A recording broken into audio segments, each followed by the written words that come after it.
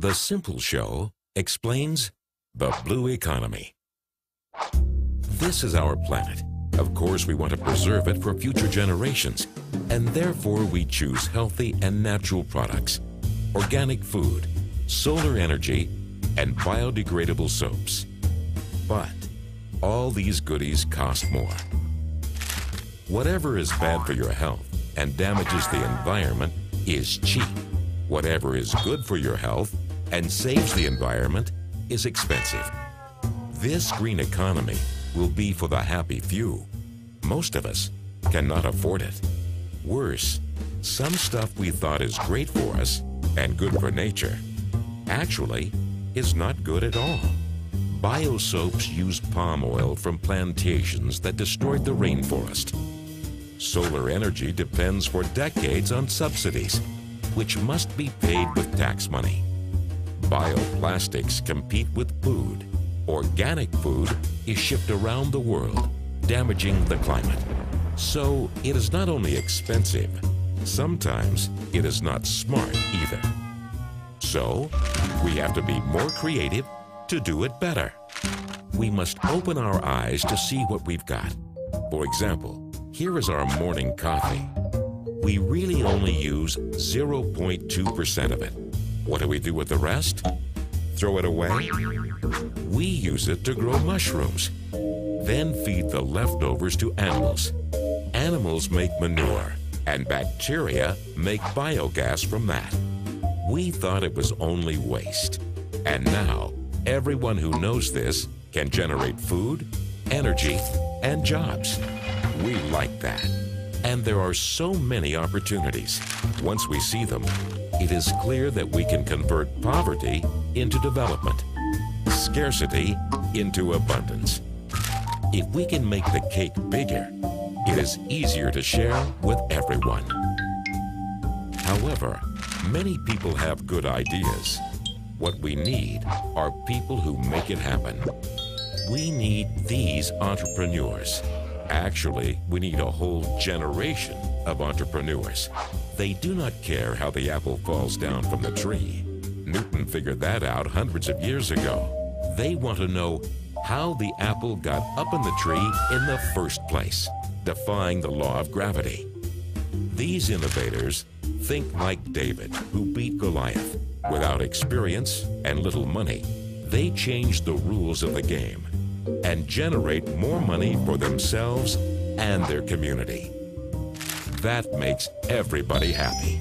This is our goal, making people healthy and happy with what we did not know we have. And after all, the sky is blue, the ocean is blue, and our Earth, as seen from the universe, is also blue. That's why we call this the blue economy. It has only just begun. For more information, visit ziri.org. The Simple Show explains how to exit nuclear energy once and for all. This is nuclear energy. Of course, emitting no CO2 sounds great, but it's risky. If a disaster happens, you have to write off the investment and the population is at risk. No one expected an earthquake and a tsunami, but we have learned that even the impossible happens. And if that happens, who pays? You. Solar and wind cannot supply all the energy we need. And without subsidies, it would not work today. Who pays these subsidies? You. The blue economy proposes that we work with what we have, turn problems into opportunities, be creative, and inspire entrepreneurs to make it happen. Whatever we propose must be good for your health and for the environment, and it has to be cheaper. For example, here's a water treatment plant. It costs money. And here is household waste. Sending it to the dump costs money and generates methane that damages our climate. If we dump leftover food into the wastewater, we generate energy, biogas, drinking water, fertilizer, and make money. Here is a pylon. It transports electricity, which costs money. A wind generator produces electricity, but you need to put it on towers, which are expensive and ugly. We simply put a vertical wind turbine inside the pylon. Now the pylon is stronger, generates electricity without new visual pollution, and we make money.